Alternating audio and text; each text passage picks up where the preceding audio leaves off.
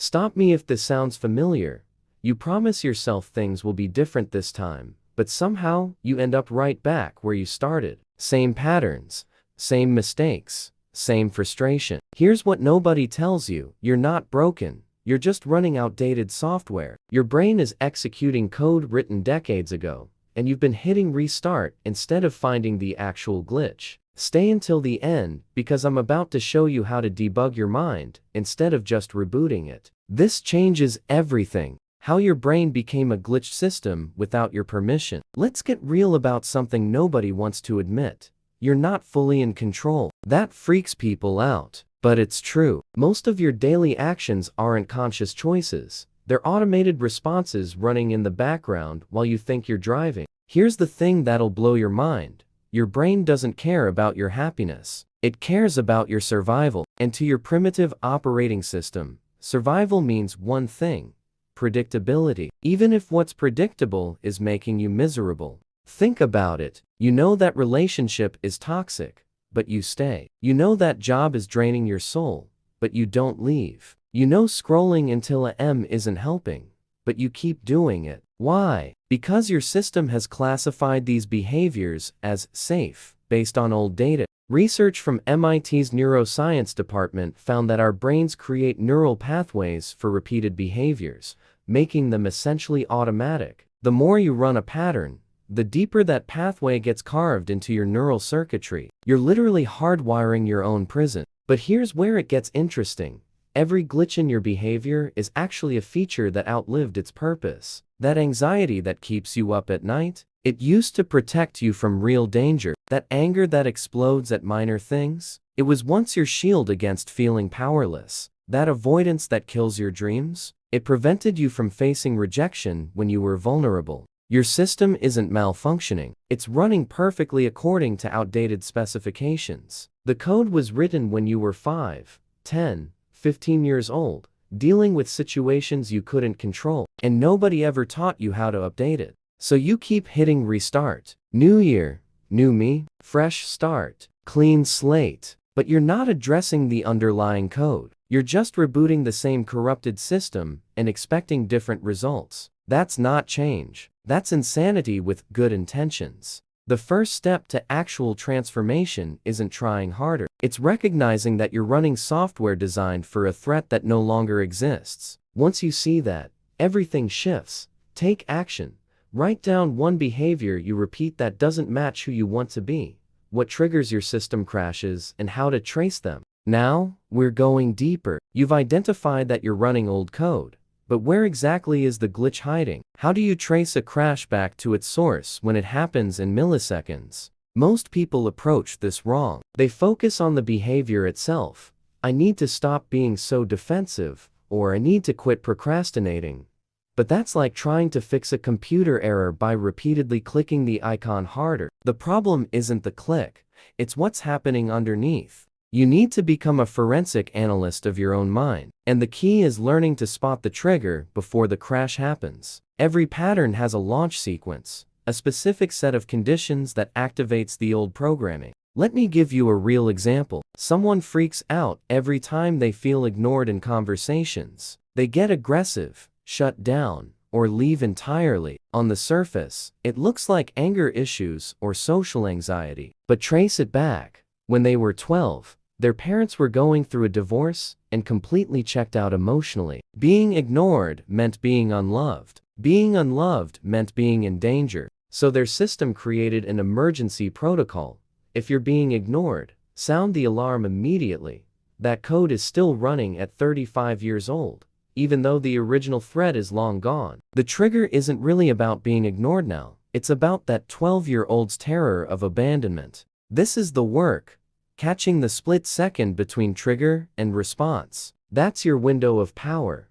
According to research from the University of Pennsylvania, there's approximately a 90-second gap between an emotional trigger and your automated response. 90 seconds where you can interrupt the code. Start tracking the pattern. When you crash, rewind. What happened 30 seconds before? What thought crossed your mind? What physical sensation hit your body? Usually, it's something subtle.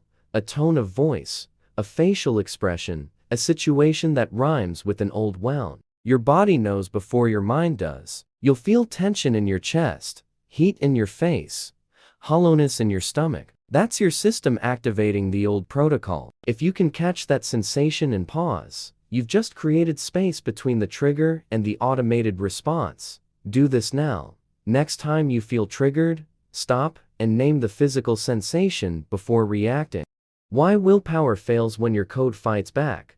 Here's the brutal truth that the self-help industry won't tell you. Willpower is a terrible strategy for lasting change. It's like trying to run advanced software on a system that's actively fighting it. You might win for a few days, maybe a few weeks, but eventually the original programming always wins. You've experienced this. You decide you're going to change. You're motivated, committed, focused. You white-knuckle your way through new behaviors, and it works. Until it doesn't. Until stress hits, or you're tired, or something triggers you, and suddenly, you're right back to the old pattern, and you feel like you failed. But you didn't fail. You just tried to override the system instead of reprogramming it. Your brain is designed to conserve energy, and running new behaviors requires massive energy. The old code is efficient because it's automatic. So unless you change the underlying programming, your system will always default back to what's familiar.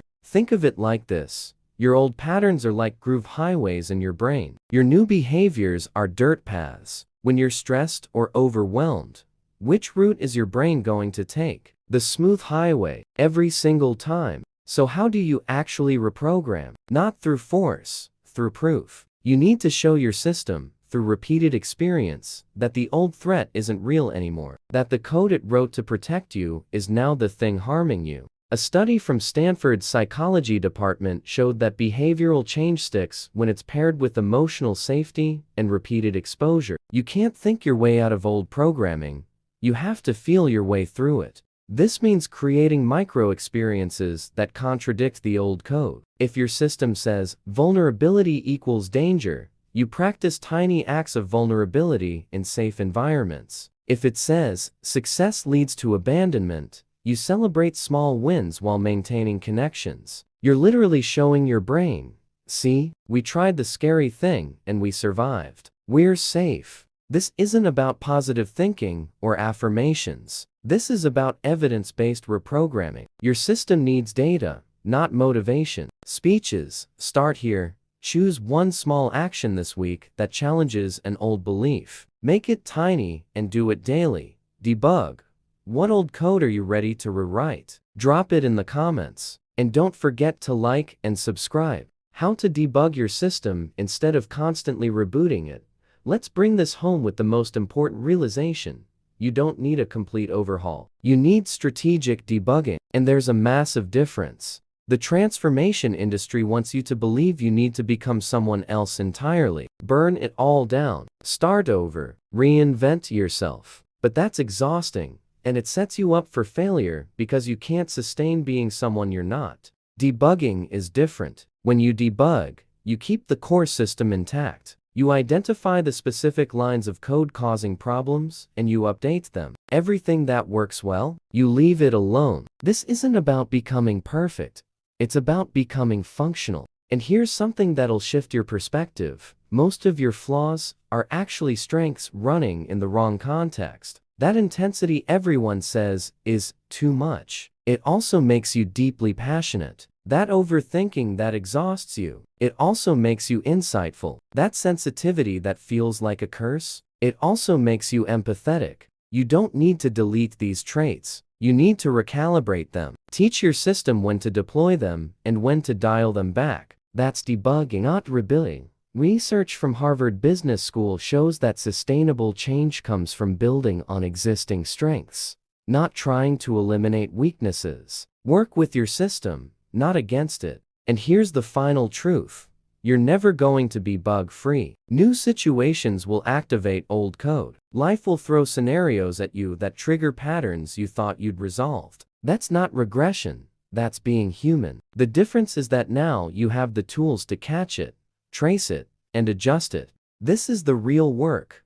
Not achieving perfection, but developing awareness. Not eliminating your past, but updating how it runs in your present. Not restarting constantly, but debugging continuously, you're not broken. You're not defective. You're running code that needs updating. And the beautiful thing about code? It can always be rewritten. Final action. Identify one glitch in your system you're committing to debug this month. Start small, but start now. Transform. What's the biggest insight you're taking from this? Share it in the comments, hit that like button, subscribe for more real talk about reprogramming your mind, and share this with someone who needs to stop rebooting and start debugging. Disclaimer: this content is for educational and informational purposes related to personal development. It does not replace professional psychological or psychiatric care. If you're experiencing significant emotional difficulties, please seek help from a qualified mental health professional.